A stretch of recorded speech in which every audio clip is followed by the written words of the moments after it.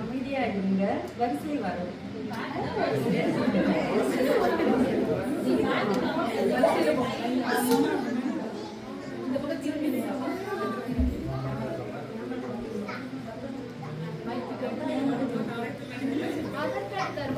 தருவாங்க தருவாங்க. ஆதார் கார்டு கொடுங்க. உங்க பேர் என்ன? கண்ணம்மா. கண்ணம்மான்னு பாருங்க. பேர் இல்ல. உங்க வாழ்நாள் எல்லாம் கதை பேசியே கழிச்சுட்டீங்க. எல்லாருக்கும் வீணாக்கிட்டீங்க. உங்க பேர் இதுல இல்ல. காத்திருக்க டிக்கெட் பேசாம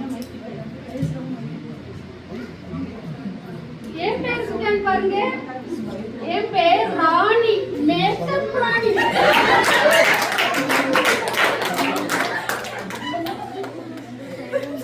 அது எப்படி இல்லாம இருக்கும்? மிஸ் இந்தியாவிலே என் பேர் மேக்கப் ராணி. ஒழுங்கா பாருங்க, லிஸ்ட்ல என் பேர் இருக்கு. இந்த மேக்கப் பண்ணியே நேரத்தை நாட்களே கழிச்சு தேடவே இல்லை. உங்க பேர் இதுல இல்ல, காத்துருங்க. தப்பு பண்ணிட்டனே. 24 மணி நேரமும் மேக்கப்புக்கே செலவு. கொஞ்சம் ஒதுக்கி கடவுளுக்காக நான் நேரம் ஒதுக்கியிருந்தா என் பேர் இருந்திருக்கும். தப்பு பண்ணிட்டேன், மறந்து.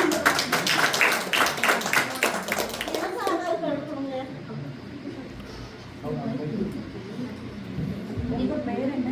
என் பேரு சண்டைக்கார சாருமதி. உங்க பெயர் இல்லையே. என் பேர் இருக்குமே. நான் வேத வாசிப்பதில் கிளி, ஜபத்துல புலி, உபாசத்துல பலி. சபை மக்கள் எல்லாரும் கேட்டு பாருங்க. எங்க பாசம் கேட்டு ஆனா நீங்க தேவனுக்கு நேரம் ஒதுக்கவில்லை. நீங்க அநேக நேரம் சண்டை தான் போட்டிருக்கீங்க. ஐயோ, ஆமா, நான் நிறைய சண்டை போடுவேன். எங்க வீட்டுக்கார கூட அடிச்சிருக்கேன். ஆனா தேவன் உங்களை கவனிக்கவில்லை. அதனால் உங்கள் பெயர் இல்லை.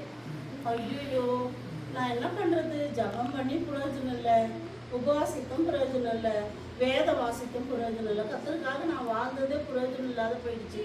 அப்போ நான் இனிமேல் பரிசுத்தமா வாழ்ந்த ஆயத்தமா இருக்கேன்.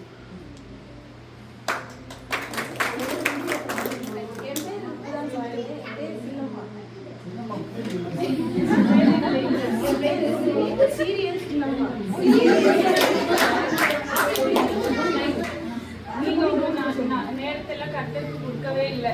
முழு நேரமும் போனும், வாட்ஸ்அப்பும், பேஸ்புக்கும், சீரியலுமாவே இருந்துச்சுங்க. கட்டத்துக்கு நேரத்தை கொடுக்காதனால உங்க பேர் இதுல இல்லை, காத்துருக்கேன். ஐயோ, சரி, காலையும் சாயங்காலமும் ஒரே நாடகமா பார்த்து நேரத்தை செலவு பண்ணிட்டு கடவுளே. காவலர் இளவரசி.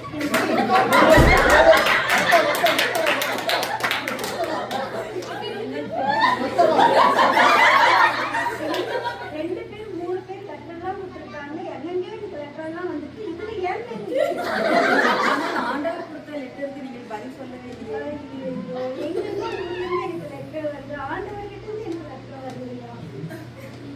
தேவன் நம்மளுக்காக ஜீவனை கொடுத்தாரு. உனக்காக ஜீவனை கொடுத்த தேவனை நீ தேடவே இல்லை. மனுஷன் பின்னாடி போனதுனால உன் பேர் இதுல இல்லை, காத்துக்கிறோம். லவ் போனதுக்கு பதிலா கட்ட பின்னாடி போயிருந்தா எவ்வளோ நம்ம நம்பி.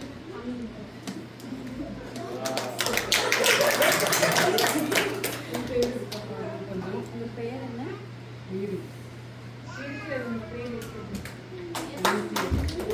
உண்மையும் தேவனை தேடினீங்க, தேவனுக்காக ஊழியம் பண்ணீங்க, ஆத்மாக்களை ஆதாயம் பண்ணீங்க.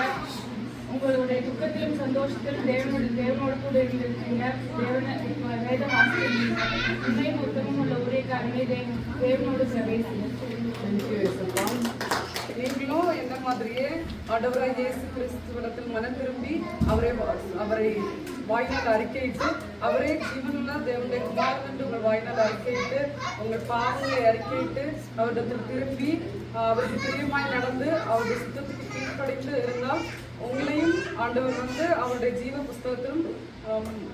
புஸ்தகத்தில் எழுதி ஆபிரகாமுடைய மடியில் சேர்க்க வல்லவராயிருக்கிறார். சூப்பர்.